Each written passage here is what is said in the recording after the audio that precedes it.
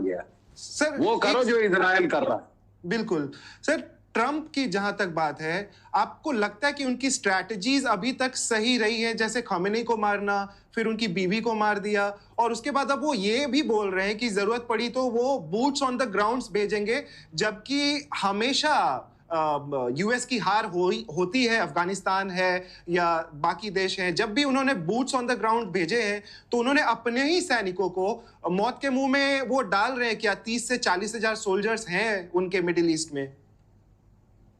देखिए साहब, वो तो ऑलरेडी मार खानी शुरू कर दी है। ऑलरेडी उनके ऊपर मिसाइल पे मिसाइल गिर रहे हैं। 6 अमेरिकी सिपाही मारे गए हैं, 18 घायल हुए हैं। ठीक है साहब, ये आंकड़ा मेरा नहीं है, ये सेंट्रल कमांड का आंकड़ा है अमेरिकन। ठीक है, और लोग कह रहे हैं जो मिलिट्री एक्सपर्ट्स हैं कि वो छुपा रहे हैं। उनके कई IRGC ने 560 ये आंकड़ा बताया है सर, 560 आंकड़ा बताया है, तो असली कहीं बीच में होगा। वो भी बढ़ा के बोलते हैं, ये घटा के बोलते हैं, असली आंकड़ा कहीं बीच में है। जी हाँ नाजरीन, ईरान ने जो है वो बेतरबे जो है इसराइल पे मिज़ाइलों की बरसात की है, बारिश की है। उसकी वजह से जितने भी अमेरिकन जहाँ पे तनसीबात हैं, चाहे वो बहरीन में है, सऊदीया में है, दुबई में है, या कहीं भी जो है वो जहाँ पे अरब ममालिक हैं वहाँ पे वो उन्होंने हमले किए हैं, जिससे उनके काफ़ी सारे नुकसानात हुए हैं और काफ़ी सारे जो उनके जो फौजी जवान हैं वो मारने की खबरें मसूल ली है। मैं आपको बता दूं कि कल उन्होंने इब्राहिम लिंकन पे 4 मिसाइल फायर किए थे। ठीक है, अमेरिका ने बड़े चौधरी बन के बोला कि हमने 4 के 4 गिरा दिए, और उसके बाद जो इब्राहिम लिंकन कैरियर ग्रुप को हटा के कोई 500-600 किलोमीटर पीछे ले गए। ठीक है, वो भगानी पड़ी वॉर जोन से, भगानी पड़ी वहां से, और आज फिर 4 और फायर किए हैं। वो साहब अपनी रेंजिंग कर रहा है। ठीक है ना, जो सस्ते और घटिया मिसाइल है वो फायर करके चेक कर रहा है इनका रिएक्शन क्या होगा।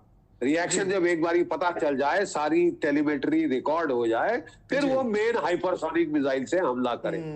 और मैं बता दूं, यूक्रेन के 4 साल के युद्ध में अमेरिका का पेट्रियट, अमेरिका का थार्ड, कोई हाइपरसोनिक मिसाइल नहीं रोक पाया है।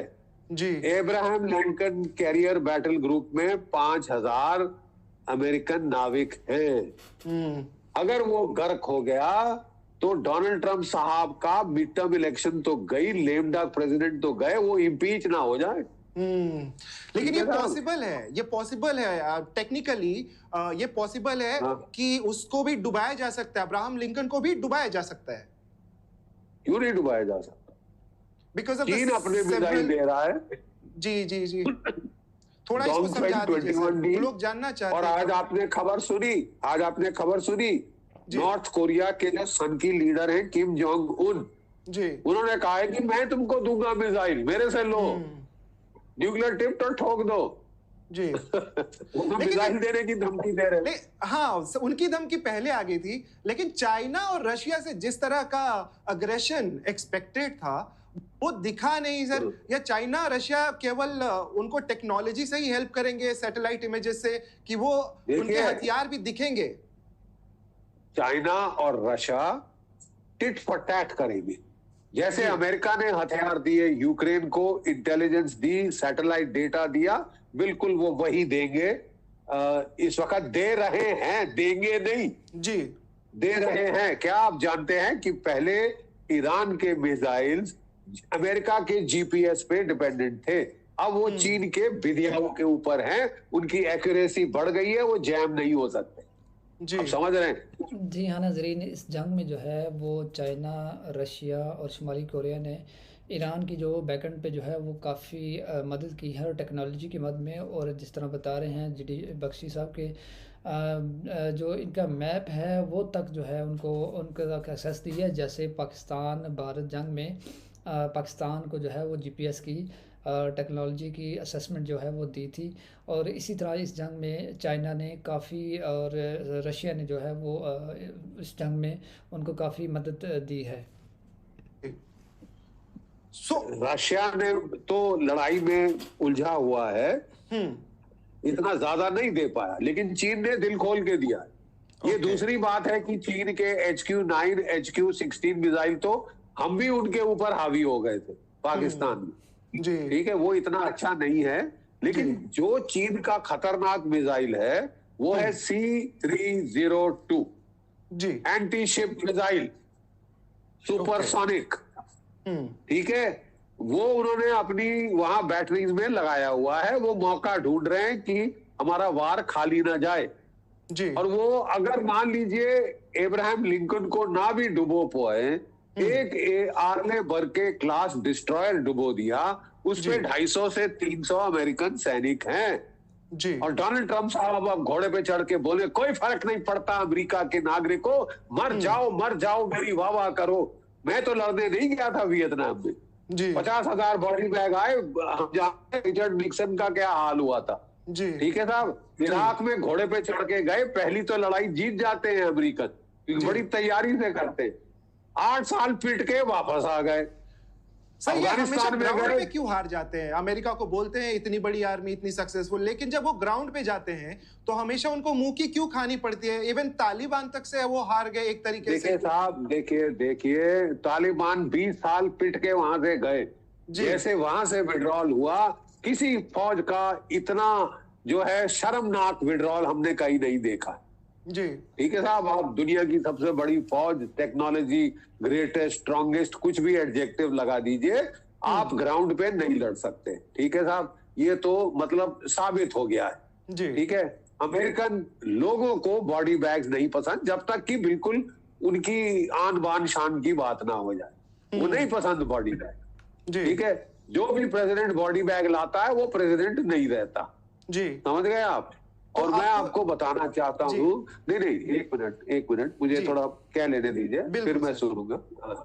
अच्छा देखिए, जो है डोनाल्ड ट्रंप साहब ने एक नई डॉक्ट्रिन बना दी है कि हम तो बूट्स ऑन द ग्राउंड डालेंगे नहीं, उसमें बॉडी बैग्स आते हैं और प्रेसिडेंट लोग इलेक्शन हार जाते हैं। मैं बहुत चतुर हूं, मैं तो केवल एयर पावर से घुटने टिका दूंगा, रिजीम चेंज करा दूंगा। अरे किसी माई के लाल ने आज तक एयर पावर से रिजीम चेंज नहीं किया है किसी भी देश में, जब तक बूट्स ऑन द ग्राउंड ना डाले। बोले हम नहीं डालेंगे boots on the ground. Iran के लोग चटक चार्ली हैं, गधे हैं, हम उनको उठाएंगे, उकसाएंगे, वो अपने लोगों का तख्ता पलट करेंगे। क्या ईरान के लोग बिल्कुल, अब मैं हिंदी का शब्द नहीं यूज कर रहा हूं, लेकिन आप समझ रहे हैं ना कि मैं कौन सा शब्द बोल रहा हूँ। बिल्कुल सर। जी। ठीक है ना साहब, जी। हम चार्लीज नहीं है सारे के सारे। ठीक है, ईरान के लोगों का सारा दुख दर्द किसने दिया है? अमेरिका ने दिया है, सैंक्शन पे सैंक्शन लगा के। जी हाँ नाजरीन, जिस तरह अमेरिका ने जो है वो इसराइल के साथ मिलकर जो ईरान पे वार किया है और उनकी पूरी लीडरशिप जो है उनको शहीद किया है, और अपना ही दुनिया में जो है एक वर्ल्ड ऑर्डर जो है वो लेकर चल रहे हैं। जिसको चाहा मारा, जिसके चाहे कंट्री में जो है तबाह किया और अंदर घुस के मार दिया। कोई कानून नहीं है दुनिया का, यूएनओ बिल्कुल जो है वो ख़त्म हो चुके रह गई है। चीज़ों को देखते हुए ईरान ने अब जो है वो जंग लड़ने का फ़ैसला किया है। हालांकि ट्रंप ने जो है वो बार बार जो है ईरान को ऑफ़र की है कि मुज़ाकरात की हम जंग नहीं चाहते, लेकिन इतनी बड़ी शहादतों के बाद ये कहना कबल वक्त है कि ईरान जो है वो मुज़ाकरात पे आमादा हो और सूरत हाल वो बदलती हुई नज़र आए, जब तक वो अपनी इन शहादतों का बदला ना ले ले। इस सारे मामले में आपकी क्या राय है हमें ज़रूर बताइएगा। वीडियो को लाजमी लाइक कीजिएगा, चैनल को ज़रूर सब्सक्राइब कीजिएगा। मिलते हैं नेक्स्ट वीडियो में, तब तक के लिए अल्लाह हाफिज़।